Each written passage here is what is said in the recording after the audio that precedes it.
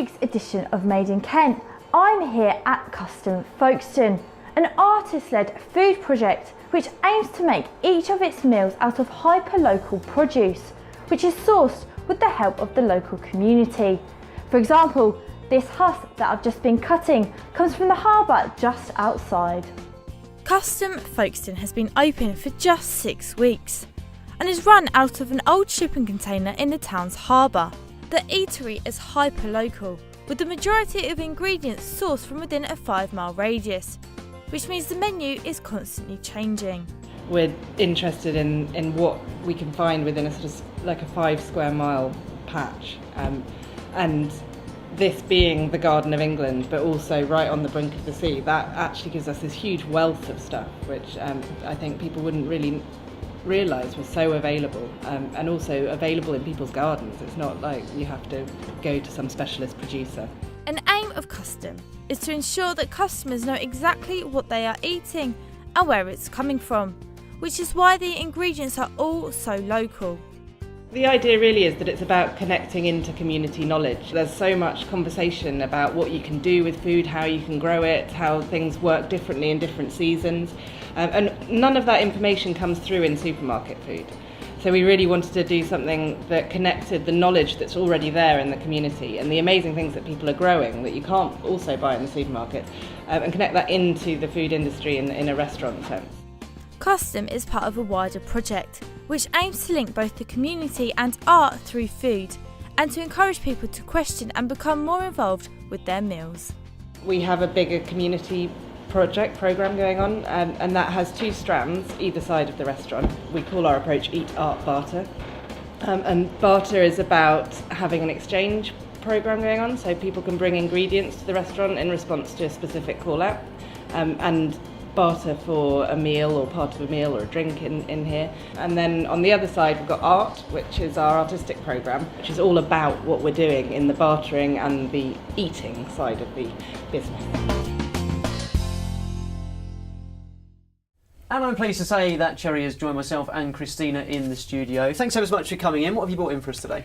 Well, we've brought the cured Folkestone husk that you've seen with beetroot from Woolmerston Growers near Canterbury, and our pickled red cabbage, horseradish from our allotment, and rye bread from Docker Bakery, here about 10 metres from our front door. And then over there there's a frangipane tart made with quince jelly, and the quinces were donated by Trudy, who's a goat farmer from Marden, who we know.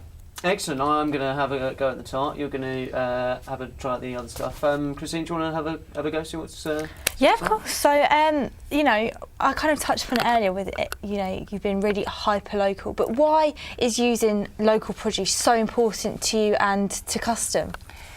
Well, we say in our mission statement that we're changing the world one whelk at a time, and the idea is that small stories and small interventions lead to big change. So we think that by starting local and by looking at this small area that we live in, we can start to develop conversations, to have stronger relationships with our community that can then have a bigger global impact. So we're not talking about keeping ourselves to ourselves, we're actually talking about starting a small story that can then grow. I just had a little bit of the tart. It's absolutely fantastic. Thank you. What sort of reaction have you got from people in Folkestone? Do they appreciate that it is local produce that you're doing? Yeah, absolutely. And I think importantly they appreciate that the food's delicious, which is really the most important thing for us. And the reason it's delicious is because we have access to these incredible ingredients, which you can only really get when you look at the area around you and choose things in that way. And the combination of the food and the art as well, what's the reasoning behind that? Well, we think it's a 3-pronged approach. So there's the food, there's the art, there's also our exchange system, the bartering.